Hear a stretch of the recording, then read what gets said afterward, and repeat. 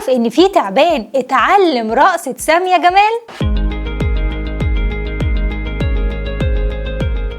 على مر الأجيال ارتبط الجمهور بنجوم الفن ارتباط كبير جدا، وكتير بيحصل بعض المواقف بين الفنانين والمعجبين، في منها اللي غريب وفي منها اللي طريف. وكان لفنانين الزمن الجميل الكتير من المواقف اللي فضلوا فاكرينها وبقت ذكريات عند معجبينهم وبيفتكروها دايما الفنانين وبيحكوها. وفي حلقتنا بقى النهاردة هنتكلم عن المواقف الغريبة والطريفة دي. ومن بين المواقف دي الموقف اللي تعرضت له سامية جمال وحكيته لمجلة الكواكب، وقالت: كنت برقص على مسرح من المسارح وكانت الصالة مليانة بالجمهور، وأول ما دخلت الناس سقفت لها وهي وطت تحييهم وبدأت ترقص. وقالت: خلصت رقصتي الأولى وطلب الجمهور إني أعيدها، وكان أكتر واحد مصر راجل عجوز عنده حوالي 50 أو 60 سنة كده، وكان قاعد في الصف الأول. وأول ما بدأت ترقص راح الراجل العجوز مطلع ناي وبدأ يعزف، والناس كلها طبعا قعدت تبصله. واتفاجئت سامية جمال إن كان جنبه سلة حاطتها جنبه وخرج منها تعبان كبير. طبعا هي أول ما شافت التعبان صرخت والناس اتخضت واندفعوا في الصالة وجريوا، والراجل العجوز جه البوليس وقبض عليه. وقالت سامية جمال إنها عرفت سر الراجل بعد استجوابه. طبعا طلع إيه بقى؟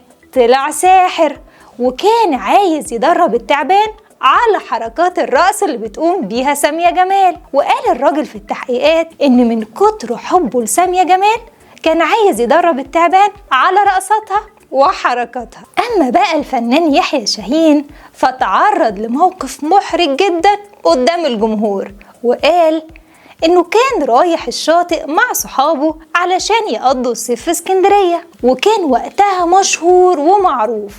وهو واقف بقى على الشط لقى المعجبين وقفوا حواليه وعايزين يمضوا اوتوجرافات، واتفاجئ بإيد ضابط بتمسك بيه وقال له: قدامي على الاسم. طبعا يحيى شاهين اتصدم واتحرج قدام جمهوره، وسأل الضابط عن السبب وعن الجريمة اللي عملها. قال له الضابط: أما تروح الاسم هتعرف. وفي الطريق لاسم الشرطة قعد يفتكر يحيى شاهين كل اللي حصل من ساعة ما جه اسكندرية، وافتكر إنه جه الشط الصبح مع صحابه ولقى بنت بتغرق فجري ينقذها، لكن لاحظ إنها بتعيط كل ما يقرب لها وهي تبعد عنه. فافتكر في الأول إنها عايزة تنتحر، لكن فهم إن الموج خلى المايو بتاعها يتقطع، فطبعا هي كانت محرجة، ولكن أصر يحيى شاهين إنه ينقذها. وقال يحيى شاهين إنه ملقاش طريقة ينقذ بيها البنت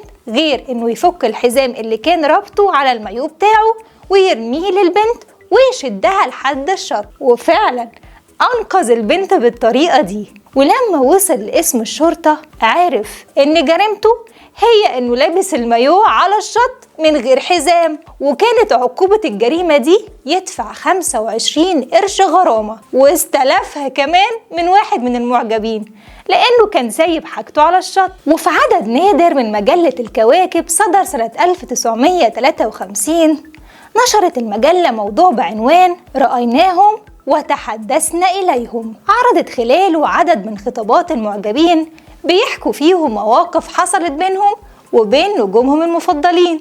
وعرضت المجلة تفاصيل خطاب من معجبة موقع باسم ليلى، حكت فيه عن موقف مش هتنساه أبدا حصل لها من 3 سنين لما راحت زيارة لصاحبتها اللي كانت بتسكن في عمارة كبيرة. وقالت وهي مروحة من عند صاحبتها ركبت الأسانسير وحد وقفه في دور من الأدوار، ولقت بنت داخلة لابسة بالطو أخضر كده ومغطية وشها بشال أحمر. الأسانسير بقى وهو واقف راح عطل بيهم، وقالت فضلت أصرخ من الخوف وزعق، وسمعت بوابين العمارة رايحين يجيبوا حد يصلح الأسانسير، والبنت اللي معاها وقع من على وشها الشال. فبصت لها كده طلعت مين؟ طلعت الفنانة ليلى فوزي، وقالت أول ما شفتها نسيت خوفي وقعدت أكلمها عن إعجابي بيها. وبدأت ليلى فوزي تقول لها إيه بقى أكتر الأفلام اللي حبيتيها ليا، لحد ما صلحوا الأسانسير ونزلوا منه. وليلى فوزي قالت للمعجبة يا ريت ألاقيكي في الأسانسير لما يتعطل المرة الجاية. وفي خطاب تاني من المعجبة اتكلمت فيه عن قصتها مع الفنانة شادية، وقالت صاحبة الخطاب إنها كانت قاعدة مع مامتها في كازينو في الجيزة، وفجأة لقت كاميرات وفنانين دخلوا الكازينو علشان يصوروا مشهد في السينما. وقالت المعجبة إنه كان من بين فريق العمل السينمائي شادية وكمال الشناوي، ودخلوا لمطعم الكازينو للتصوير. وقالت إنها لاحظت الفنانة شادية وهي في طريقها للترابيزة علشان تصور المشهد، وشرابها شبك في الكرسي واتقطع. فاقترح حد من العمال إنه يروح بالعربية بسرعة ويجيبوا لها شراب جديد، وطبعا وقفوا التصوير لحد ما يجي. وقالت إنها أشفقت على الفنانة شادية، فرحت لها وقالت لها ممكن أديكي شرابي، وعلى فكرة هو جديد.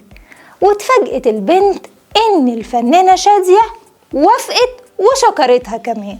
ودخلوا أوضة كده في الكازينو وغيرت الشراب واديته لشادية تلبسه. وبعد ما خلصت المشهد اديتها الشراب وشكرتها تاني واتصورت معاها، واديتها صورة مكتوب عليها إهداء. وقالت المعجبة إنها احتفظت بالصورة والشراب في صندوق صغير عندها كتذكار من ممثلة ومن مطربة بتحبها.